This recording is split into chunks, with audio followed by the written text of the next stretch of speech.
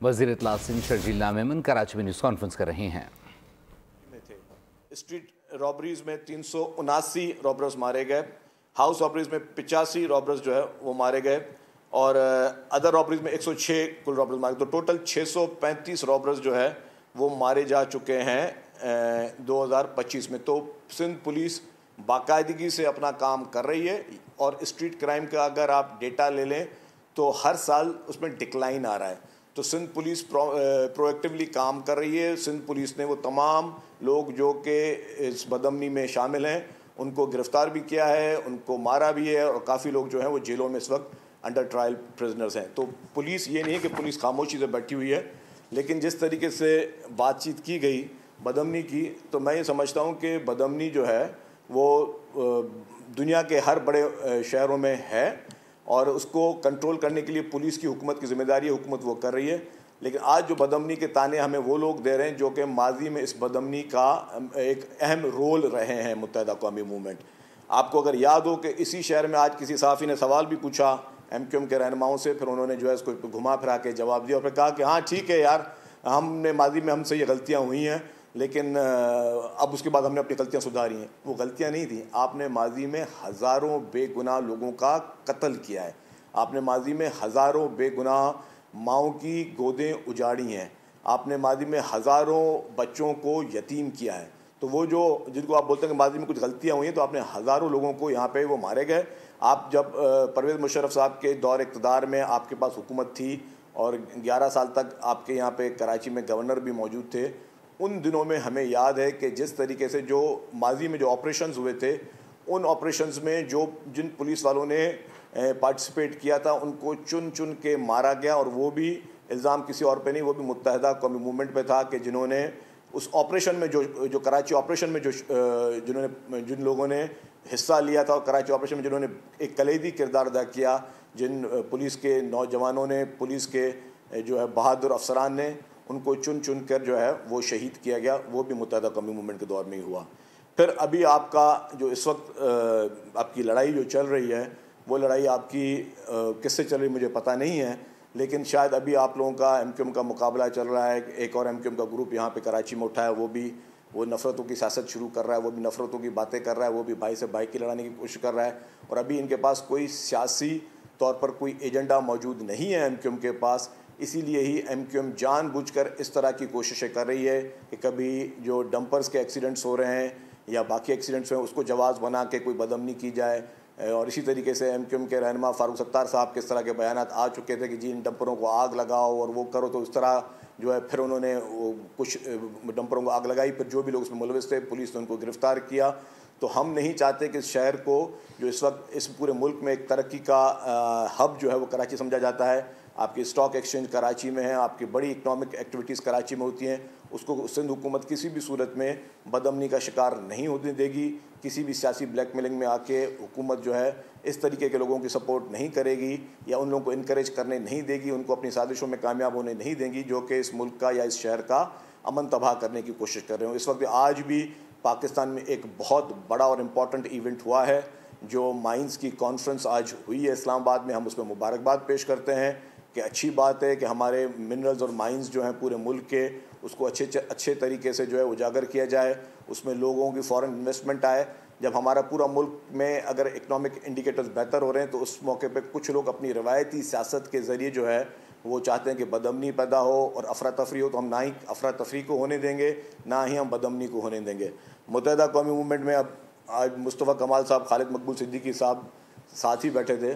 खालिद मकबूल सिद्दीकी साहब को मैं तो मुहिब वतन और अच्छा पाकिस्तानी समझता हूँ, लेकिन माजी में जो मुस्तफ़ा कमाल साहब के बहुत पुराना माजी भी नहीं जाता, रिसेंटली जो उन्होंने बयानात दिए खालिद मकबूल सिद्दीकी के बारे में, वो तो मैं दोहराना भी नहीं चाहता। अगर किसी को देखना है तो जाके आप YouTube पे वो मौजूद हैं कि वो खालिद मकबूल सिद्दीकी के बारे में मुस्तफ़ा कमाल साहब क्या फरमाते रहे हैं। उसके बाद फिर उन्होंने कहा कि जी कराची में डेवलपमेंट नहीं हो रही, कराची खंडर बन गया।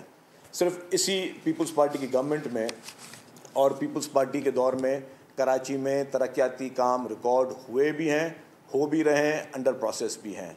हमें और अगर बल्दियात की भी बात करते हैं तो मुत्तहिदा कौमी मूवमेंट को किसने कहा था कि बलदियाती इंतखाबात का बायकॉट करे। मुत्तहिदा कौमी मूवमेंट ने जो बलदियाती इंतखाबात का बायकॉट किया, उस वक्त उनको अपनी शिकस्त बिल्कुल सामने नज़र आ रही थी और MQM हिम्मत नहीं बांध रही थी कि बलदियाती इंतखाबात में वो कॉन्टेस्ट करें। हमने उनको नहीं कहा था। अगर आपको आज भी अपने शहर की फ़िक्र है और आज भी अगर आप बात कह रहे हैं कि जी बलदियाती नुमाइंदों को ज़्यादा से ज़्यादा एम्पावर किया जाए, हम एम्पावर करने में कोई हमें हर्ज नहीं। आज भी वही बलदियाती नुमाइंदे बैठे हुए हैं, उसी बलदियाती कानून के ज़रिए कराची में रिकॉर्ड तरक्याती काम हो रहा है, सिंध भर में रिकॉर्ड तरक्याती काम हो रहा है।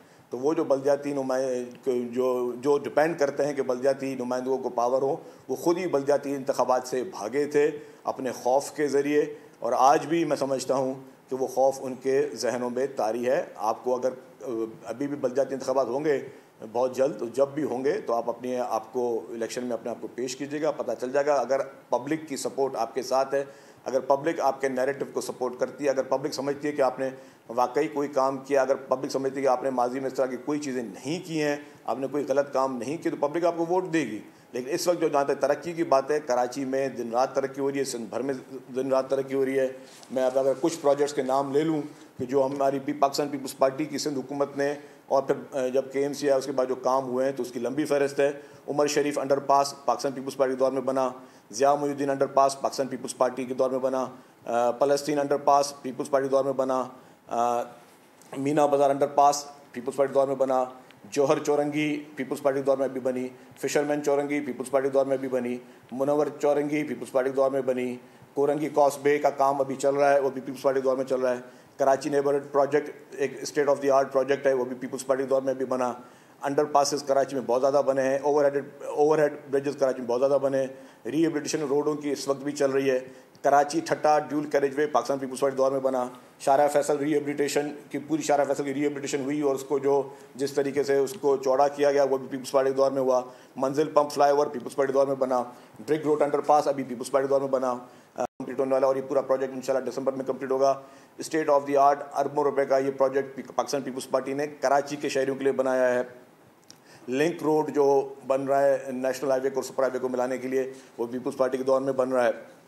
इसके साथ साथ सोलर लाइट्स के प्रोजेक्ट्स जो हैं वो पाकिस्तान पीपल्स पार्टी के दौर में सिंध भर में लग रहे हैं। हमने यहाँ पे ओझा हॉस्पिटल को पूरा सोलराइज़ किया है, अरबों रुपए खर्च हो रहे हैं ताकि एनर्जी की भी सेविंग हो और उन हॉस्पिटल्स पे बिजली के बिल बड़े ना हो। इसी तरीके से सिंध के लिए थरकोल का जो तारीख़ी प्रोजेक्ट है जो कि पूरे पाकिस्तान को बिजली फराहम कर रहा है, थरकोल, आज प्राइम मिनिस्टर साहब ने भी अपनी स्पीच में, चीफ मिनिस्टर साहब की भी तारीफ़ की और प्राइम मिनिस्टर साहब ने भी आज अपनी स्पीच में थरकोल की तारीफ़ की। तो वो पाकिस्तान पीपल्स पार्टी की सिंध हुकूमत है जिसने ना सिर्फ सिंध के लिए पूरे पाकिस्तान के लिए इस तरह के प्रोजेक्ट शुरू किए जिससे जो है पूरे पाकिस्तान को फ़ायदा हो सके। और आज भी आपके इकनॉमिक के माहिरीन, आपके एनर्जी के माहिरीन इस नतीजे पे पहुँचे कि पाकिस्तान में अगर कोई सबसे बेहतर जो है कोई सस्ती बिजली फराम की जा सकती है तो वो थर पार्कर के कोयले से की जाती है। इस वक्त हम लोग कोल इंपोर्ट कर रहे हैं और उस इंपोर्ट के कोयले पे हम चला रहे हैं, जैसे इंपोर्ट पे हमारे ज़ारा मुबादला पे भी प्रेशर आ रहा है। लेकिन अगर हमारे अपने थर पार्कर का वो प्रोजेक्ट जो कि शहीद मोहतरमा बेनज़ीर भुट्टो साहबा का ड्रीम था और प्रेसिडेंट आसिफ अली ज़रदारी साहब ने उसको पाए तकमील तक पहुँचाया और थर पार्कर से कोयला, हज़ारों टन कोयला जो है वो निकाला जा रहा है जिससे पूरे पाकिस्तान को बिजली की, सस्ती बिजली की फराहमी के लिए मदद मिल रही है। इसी तरीके से सेफ सिटी के काम प्रोजेक्ट पे भी काम चल रहा है। धाबेजी इकनॉमिक जोन एक state of the art economic zone जो है उस पर भी दिन रात काम चल रहा है और वो धाबेजी इकनॉमिक जोन जो है वो पाकिस्तान का वाहिद इकनॉमिक जोन है जो कि सीपेक से लिंक्ड है। और अब क्योंकि आपके IMF ने कह दिया कि मज़ीद इकनॉमिक जोन नहीं बनेंगे तो धाबेजी इकनॉमिक जोन की एक अलग एक उसकी निशानी है और उसकी एक बहुत ही मुनफरद किस्म की उसकी अफादियत है।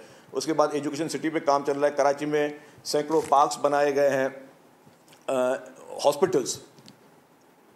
जब हमारे MQM के दोस्त प्रेस कॉन्फ्रेंस कर रहे हैं तो कम से कम देख लें कि आज पाकिस्तान के सबसे बड़े शहर में पाकिस्तान के सबसे बेहतरीन जो सेहत की सहूलियात हैं वो पाकिस्तान पीपल्स पार्टी की सिंध हुकूमत दे रही है, जो कि पाकिस्तान के किसी बड़े शहर में नहीं है, किसी सूबे में नहीं है, किसी बड़े शहर में नहीं है। आज भी आके देखें तो साइबर नाइफ के ज़रिए मुफ्त में इलाज हो रहा है, जो कि दुनिया के टोटल 11 ममालिक में साइबर नाइफ की फैसिलिटी मौजूद है जो कि कैंसर का इलाज करी। और उसमें पाकिस्तान और सूबा सिंध वो वाहिद हॉस्पिटल जिसने बनाया जो कि फ्री ऑफ कॉस्ट कर रहा है। Free of cost cyber knife का इलाज दुनिया भर में कहीं नहीं हो रहा, जो कि पाकिस्तान पीपल्स पार्टी की हुकूमत सिंध कराची में पूरे पाकिस्तानियों के लिए दे रही है, लेकिन यहाँ से अफगानिस्तान, ईरान और बाकी ममालिक से भी लोग मुफ्त में इलाज कराने आ रहे हैं। तो ये क्रेडिट भी पाकिस्तान पीपल्स पार्टी की सिंध हुकूमत को ही जाता है। फिर इसी तरीके से NICVD जो कि दिल के अमराज का मुफ्त में इलाज करा रही है, जो कि सखर, कराची, लाड़कानो, थरपारकर, टर्नो मोहम्मद खान, हैदराबाद, आप नाम लें कि पूरे सिंध भर में उसकी ब्रांचेज मौजूद हैं। और साउथ पंजाब और बलूचिस्तान से भी लोग अपना मुफ्त इलाज कराने के लिए NICVD आ रहे हैं। इस तरीके से चिल्ड्रन हॉस्पिटल, फिर आपका SIUT, जितने भी state of the art hospitals हैं, जितना हॉस्पिटल और मेडिकल फैसिलिटीज़ पे पाकिस्तान पीपल्स पार्टी की सिंध हुकूमत ने काम किया है। मैं चैलेंज करता हूँ ना सिर्फ MQM को, लेकिन इस समय पाकिस्तान की किसी भी पॉलिटिकल पार्टी को कि कोई एक पाकिस्तान की पॉलिटिकल पार्टी या कोई एक सूबाई हुकूमत ये बताए कि जितना सेहत के शोबे में पाकिस्तान पीपल्स पार्टी की सिंध हुकूमत ने काम किया है, कोई एक मिसाल कायम करके दिखाएं। तो जो लोग हम पे तनकीद कर रहे थे, कम अज़ कम उनको ये पता होना चाहिए कि इस शहर में जिसके वो ना चाहते हुए भी या जिस तरीके के भी दावेदार बनते हैं, वो दावा भी सबको पता है, जो दावेदार बनते हैं कि हमारे इस शहर में मुफ्त इलाज हो रहे हैं, हर उस इलाज का। हमारे पास ऑटिज़म सेंटर्स जो हैं उसकी जगह जगह बने हुए, हमारे पास पाकिस्तान की पहली इन्फेक्शन डिजीज़ हॉस्पिटल बनी हुई है, हमारे पास एक बहुत ही बड़ा नेटवर्क बना हुआ है। इसी तरीके से ट्रांसपोर्ट के शोबे में जिस तरीके से काम हो रहा है और जिस स्पीड से काम हो रहा है, उसमें आपका orange line BRT Pakistan Peoples Party की सिंध हुकूमत ने कंप्लीट कर दी है। येलो लाइन BRT और रेड लाइन BRT पे काम चल रहा है। जाम सादिक ब्रिज जो कि येलो लाइन BRT का एक प्रोजेक्ट है, जो कि नवंबर में कंप्लीट होना था, इंशाल्लाह ताला हम अप्रैल के फर्स्ट वीक में या एंड ऑफ मई में हमारी कोशिश है कि हम उसको कंप्लीट करें। उसे जाम सादिक ब्रिज का वो पब्लिक के लिए खोल दी जाएगी। इसी तरीके से state of the art project चल रहे हैं। Peoples bus service state of the art चल रही है, सिंध के काफ़ी ज़िला में चल रही है। फिर उसके साथ साथ जो आपके पाकिस्तान की पहली ख़वातीन की पिंक बस सर्विस, वो भी पाकिस्तान पीपल्स पार्टी की सिंध हुकूमत ने बनाई। फिर पाकिस्तान की पहली EV बसेस, वो भी पाकिस्तान पीपल्स पार्टी की सिंध हुकूमत ने बनाई। और अभी पाकिस्तान पीपल्स पार्टी की ही सिंध हुकूमत जो है वो पिंक स्कूटर्स के ज़रिए जो हमारी ख़वातीन हैं, हमारी माएँ हैं, हमारी बहनें, हमारी बच्चियाँ जो कि रोज़गार के लिए कहीं जाती हैं, पढ़ने के लिए जाती हैं, उनको फ्री ऑफ कॉस्ट जो है वो पिंक स्कूटर्स जो उनको फराम किए जा रहे हैं। और फ्री ऑफ कॉस्ट सरकार पैसे बढ़ेगी और वो भी EV स्कूटर्स होंगे, ताकि वो अपने रोज़गार के लिए उनको मदद मिल सके, वुमेन एम्पावरमेंट में उनको मदद मिल सके। इसी तरीके से पहली हम EV टैक्सीज़ भी लेके आ रहे हैं, जिसमें ख़वातीन के लिए पिंक टैक्सीज़ भी लेके आ रहे हैं। तो हर शोबे पे जो है पाकिस्तान पीपल्स पार्टी की हुकूमत सिंध ने काम किया है और पाकिस्तान पीपल्स पार्टी की सिंध हुकूमत ये काम करती रहेगी। जो लोग तनकीद कर रहे हैं वो किस एजेंडा पे कर रहे हैं मुझे उसका इल्म नहीं है, लेकिन ये मैं बता दूं कि MQM को अगर कोई भी बात करनी है तो पब्लिक के ज़रिए करे। जिस इलाके में भी अगर समझते हैं कि उनके पास मैंडेट है, उनके पास आवाम की सपोर्ट है, आ जाएं। हम उनसे हर कॉन्स्टिट्यूंसी में इलेक्शन करने के लिए तैयार हैं। अगर वो समझते हैं कि उनको पास पब्लिक की मैंडेट है, मैं अपनी भी कॉन्स्टिट्यूंसी से रिज़ाइन करता हूँ। MQM के कोई भी आज जो रहनुमा सामने बैठे थे वो भी अपनी कॉन्स्टिट्यूंसी से रिज़ाइन करें। आप भी दोबारा इलेक्शन लड़ें, मैं भी इलेक्शन दोबारा लड़ता हूँ। पता चल जाएगा कि आपके पास पाकिस्तान का मैंडेट है, आपके पास लोगों का मैंडेट है, आपके पास आवाम का मैंडेट है या आवाम का मैंडेट हमारे पास है। हर इलेक्शन में पाकिस्तान पीपल्स पार्टी को खिदमत की ही बिना पर पहले से ज़्यादा सीटें मिली हैं। आप जब भी पीपल्स पार्टी के पिछले इलेक्शंस का आप देख लें कि हर इलेक्शन में पीपल्स पार्टी को ज़्यादा सीटें अल्हम्दुलिल्लाह सिर्फ इसलिए मिली हैं कि पीपल्स पार्टी सिर्फ आवाम की ताकत पर यकीन रखती है। पाकिस्तान पीपल्स पार्टी सिर्फ और सिर्फ आवाम के मैंडेट पे यकीन रखती है और सिर्फ खिदमत पे यकीन रखती है। इसीलिए ही आज हमारे पास सेहत के शोबे में हम कहते हैं पाकिस्तान में नंबर 1 है। एनर्जी के शोबे में जिस तरह विंड पावर पे हमने काम किया है, ग्रीन एनर्जी पे हम काम कर रहे हैं, जो विंड कॉरिडोर्स जिसके ज़रिए हम बिजली पैदा कर रहे हैं, नूरियाबाद पावर प्लांट हमने पैदा किया जिसकी वजह से वो के इलेक्ट्रिक को वहाँ से बिजली मिल रही है। इस तरह के बेशतर एनर्जी के प्रोजेक्ट है। सोलर पे हम जो इनकलाबी काम कर रहे हैं, 2 लाख से ज़ायद फैमिलीज़ को फ्री ऑफ कॉस्ट उनके घरों को सोलर दिया जा रहा है। फिर दुनिया की तारीख का सबसे बड़े में बड़ा जो मंसूबा हमने सिंध के अवाम के लिए शुरू किया है वो पीपल्स हाउसिंग जो हमने प्रोजेक्ट शुरू किया, जिसमें 21 लाख बेघर अफराद को हम घर बना के दे रहे हैं, जो कि अभी 8 लाख घर तक हम पहुंच चुके हैं। ये 8 लाख घर जो पाकिस्तान पीपल्स पार्टी की सिंध हुकूमत ने शुरू किए हैं, ये इससे पहले 8 लाख घर बने थे एक मुल्क में जहाँ पे ज़िलज़ला आया था, और उसके बाद ये रिकॉर्ड जो है वो हम तोड़ रहे हैं क्योंकि हम 21 लाख घर बनाने जा रहे हैं।